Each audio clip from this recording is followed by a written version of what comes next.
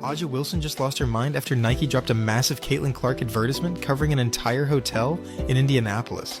The establishment is absolutely panicking because this proves who really runs the league now. Wilson's reaction tells you everything about the jealousy and resentment that's been bubbling under the surface. This changes everything about the power structure. How do you think the other WNBA players are going to react when they see Nike treating Caitlin Clark like the face of women's basketball? Drop your predictions below. That's going up on the JW. I haven't seen it, but I've heard about it, yeah. It's pretty solid. Anytime you get on the JW in Indianapolis, like, that's a big deal. So here we are, folks, witnessing what might be the most brutal reality check in WNBA history. Nike just dropped a commercial and advertisement campaign for Caitlin Clark that's so massive, so over the top, so absolutely dominant that it's covering an entire hotel in Indianapolis. And the reactions from certain players, especially A'ja Wilson, are telling us everything we need to know about the current state of women's basketball.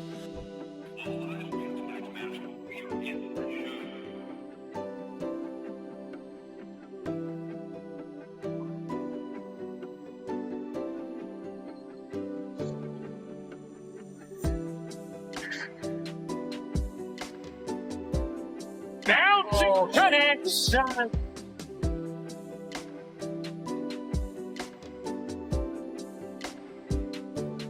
Lays in on a directable dime for Caitlin Clark.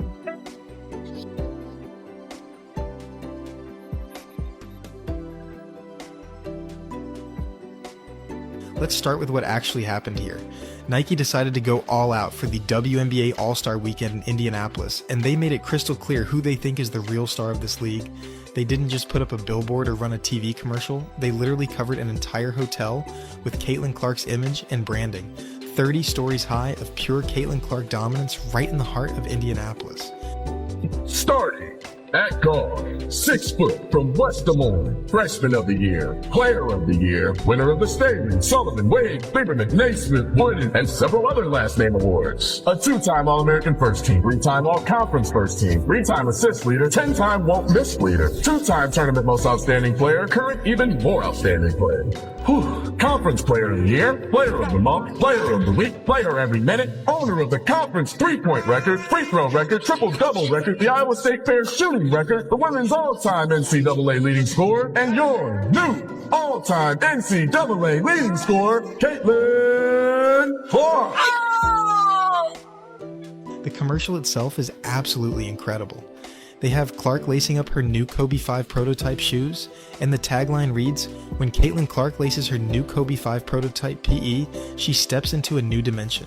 Noise fades away, focus hits, and all that's left is drive, dominate." The production value is through the roof. The messaging is powerful, and it positions Clark exactly where she belongs, as the undisputed face of women's basketball. But here's where it gets really interesting. The reaction from A'ja Wilson and other established WNBA players has been absolutely priceless. Wilson, who's supposed to be one of the league's premier players, is reportedly going nuts about this whole campaign. And honestly, can you blame her for being upset? She's been grinding in this league for years, and now she has to watch a second-year player get the kind of treatment she's probably dreamed about her entire career. The timing of this campaign couldn't be more perfect or more brutal. Here we are at All-Star Weekend, which is supposed to be a celebration of the entire league, and Nike basically turned it into a Caitlin Clark showcase. Every person walking around Indianapolis this weekend is going to see that massive hotel advertisement and know exactly who runs women's basketball now. If you guys haven't seen, like, it's actually just crazy. It's crazy, like 30 stories high. Like, this is absolutely mad. Like, the floor is ours, from downtown is my town. Could you imagine if she didn't get voted as an all-star? What makes this even more devastating for players like Wilson is that this isn't just about one commercial or one advertisement. This represents a fundamental shift in how corporate America views the WNBA. For years, the league struggled to get any meaningful sponsorship or marketing attention. Players were fighting for scraps, hoping for even basic recognition from major brands.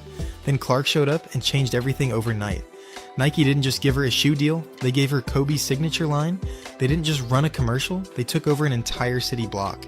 This is the kind of marketing push that established players have been begging for throughout their entire careers, and Clark got it in her second season. The Kobe connection is particularly significant here. When Nike decided to give Clark access to the Kobe line, they were making a statement about her place in basketball history. The Mamba mentality isn't just about basketball skills, it's about transcending the sport and becoming a cultural icon. By associating Clark with that legacy, Nike is essentially saying she's already reached that level. But let's talk about the business reality behind all of this. Nike isn't running this massive campaign because they like Clark personally or because they want to be nice to women's basketball. They're doing it because she's the only player in the WNBA who can move the needle commercially. When Clark plays, viewership goes up. When she's injured, ratings drop by 50%. That's not opinion. That's measurable data that corporate executives use to make decisions. The limited release aspect of these shoes is also telling. Only 13,000 pairs are reportedly being released, which means they'll sell out in minutes. The resale market is already predicting prices of $400 to $500 for shoes that retail at around $190. That's the kind of demand that no other WNBA player has ever generated.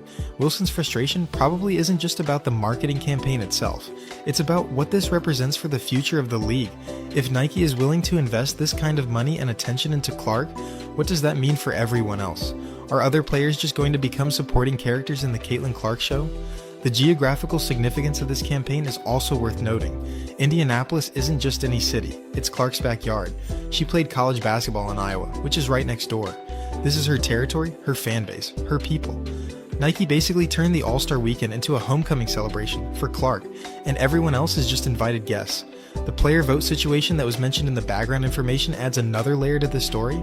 The fact that some players voted Clark ninth among guards shows just how disconnected they are from reality.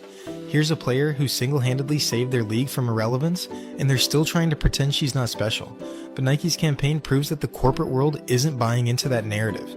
They see the numbers, they understand the impact, and they're willing to put serious money behind the player who actually matters. While players are playing politics and nursing their egos, businesses are making decisions based on cold, hard facts. The comparison to NBA All-Star treatment is particularly brutal for the WNBA establishment. For years, they've complained that their league doesn't get the same respect or resources as men's basketball. Well, now they're getting NBA level treatment, but it's all focused on one player. That has to sting for veterans who remember when the entire league couldn't get this kind of attention combined. The social media reaction to this campaign has been absolutely explosive. The commercial got hundreds of thousands of views within hours, and the hotel advertisement is being shared across every platform. This is organic, viral marketing that money can't buy, and it's all centered around one player. Wilson's reported reaction highlights the fundamental problem with the WNBA's culture. Instead of celebrating the fact that their league is finally getting mainstream attention and investment, some players are more concerned with making sure that attention is distributed equally. It's participation trophy mentality in a professional sports league. The business lessons here are obvious to anyone paying attention. When you have a generational talent who can single-handedly transform your industry, you build everything around that person. You don't worry about hurt feelings or equal treatment. You maximize the opportunity while you have it. The timing with All-Star Weekend is particularly clever from a marketing perspective. This is when the league has its biggest audience and maximum attention. Instead of trying to promote everyone equally, Nike focused all their firepower on the one player who actually moves the needle. It's smart business, even if it hurts some feelings. The quality of the commercial production is also worth noting. This isn't some low-budget WNBA promotional video. This is movie-quality production with high-end cinematography, professional direction, and serious money behind it. It's the kind of commercial you'd expect to see during the NBA Finals, not for a WNBA player. The shoe release strategy shows that Nike understands Clark's market value perfectly. They're treating this like a limited edition drop for a major NBA star, not like typical WNBA merchandise that sits on shelves for months. The scarcity model proves they expect massive demand. The connection to the All-Star voting controversy adds another dimension to this story. While players were busy trying to diminish Clark's achievements through their votes, Nike was preparing to launch the biggest marketing campaign in WNBA history around her. The contrast between the player's pettiness and Nike's business savvy couldn't be more stark. Wilson's frustration probably stems from the realization that no amount of on-court success will get her this level of attention. She's been an elite player for years, but she can't generate the cultural impact that Clark brings naturally. That has to be a difficult pill to swallow for someone who's dedicated their life to basketball excellence. The hotel advertisement is particularly genius because it's impossible to ignore. You can change the channel during a commercial or scroll past a social media post, but you can't avoid a 30-story building covered with Caitlin Clark's image. It's a constant reminder of who really runs this league now. The Mamba mentality branding connects Clark to basketball immortality in a way that transcends gender or league distinctions. When people see those shoes, they're not thinking about WNBA versus NBA. They're thinking about greatness, period. That's the kind of positioning that transforms careers into legacies. The economic impact of this campaign extends far beyond just Nike's bottom line.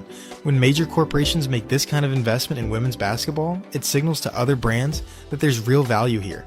Clark's success opens doors for everyone else, even if some players are too bitter to admit it. The production timeline for this campaign shows that Nike has been planning this for months. This wasn't a reaction to Clark's recent success. This was a calculated bet on her long-term value. That kind of corporate confidence is unprecedented in women's basketball. The contrast with typical WNBA marketing is absolutely devastating. For years, the league's promotional efforts have been focused on social justice messaging and participation rather than individual excellence and entertainment. Nike's approach shows what's possible when you actually market basketball as basketball. The global reach of this campaign puts Clark on the same level as international superstars. She's not just the face of the WNBA anymore. She's becoming the face of women's basketball worldwide. That's territory that no other current player can even dream of reaching. The psychological impact on other players must be enormous. Imagine being Aja Wilson and walking through Indianapolis this weekend, seeing that massive advertisement and having to face the reality that you'll probably never get that kind of treatment no matter what you accomplish on the court. The business model implications are also significant. Nike is essentially proving that individual star power can drive women's basketball to new commercial heights. They're not trying to lift the entire league equally. They're betting everything on one transcendent talent. The fan reaction to this campaign shows the disconnect between what supporters actually want and what the league establishment thinks they want. Fans are excited about the production value, the respect shown to women's basketball, and the mainstream attention. Players like Wilson are apparently upset about the focus on one individual. The cultural significance of this moment extends beyond just basketball. When major corporations invest this heavily in female athletes, it changes perceptions about women's sports in general. Clark isn't just succeeding for herself, she's opening doors for future generations. The competitive implications of this campaign are fascinating. Other players can complain about the attention Clark receives, but they can't argue with the results. Her success is lifting the entire league, whether they want to admit it or not. The media coverage of this campaign has been overwhelmingly positive, which shows that Clark has successfully crossed over into mainstream cultural relevance. She's not just a basketball story anymore, she's an entertainment and business story. The historical context of this moment is important to remember. The WNBA has struggled for relevance and respect for over 2 decades. Now they have a player who's getting treatment that rivals the biggest stars in any sport. The fact that some players are complaining about this success rather than celebrating it shows how dysfunctional the league's culture has become. The future implications of this campaign could reshape how women's sports are marketed forever. If Clark's Nike partnership continues to succeed, it will prove that individual star power can drive commercial success in women's athletics. That could change investment patterns across all women's sports. The authenticity of Clark's appeal is also worth noting. This isn't manufactured corporate hype. This is organic fan enthusiasm that companies are trying to capture. Nike didn't create Clark's popularity, they're just smart enough to recognize it and invest in it. The leadership implications of this moment are significant. Clark is effectively becoming the face of women's basketball, whether other players like it or not. How she handles that responsibility could determine the future trajectory of the entire sport. The brand partnership ecosystem that's developing around Clark is unprecedented in women's basketball. Nike is just the beginning. Other major corporations are watching this success and considering their own investments. Wilson and other players are probably realizing they're about to be completely left behind in the commercial game. The venue selection for this massive advertisement campaign is particularly strategic. Indianapolis isn't New York or Los Angeles, but it's Clark's regional home base. Nike is essentially claiming Midwest America for Clark, which is smart because that's where her core fan base lives and where women's basketball has its strongest cultural roots. The production budget for this campaign has to be enormous. Covering an entire hotel building isn't cheap, and the commercial production values suggest serious money was spent. This level of investment shows that Nike views Clark as a long-term cornerstone of their brand, not just a short-term marketing opportunity. The social media analytics around this campaign are probably breaking records.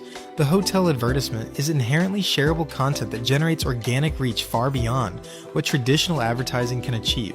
Every person who posts a photo of that building becomes a Nike brand ambassador, creating a multiplier effect that's invaluable. The retail implications of this campaign are fascinating. The limited release strategy creates artificial scarcity that drives demand and builds brand prestige. Nike isn't just selling shoes, they're creating collector's items that will retain value over time. This is luxury brand marketing applied to basketball footwear. The demographic targeting of this campaign is also sophisticated.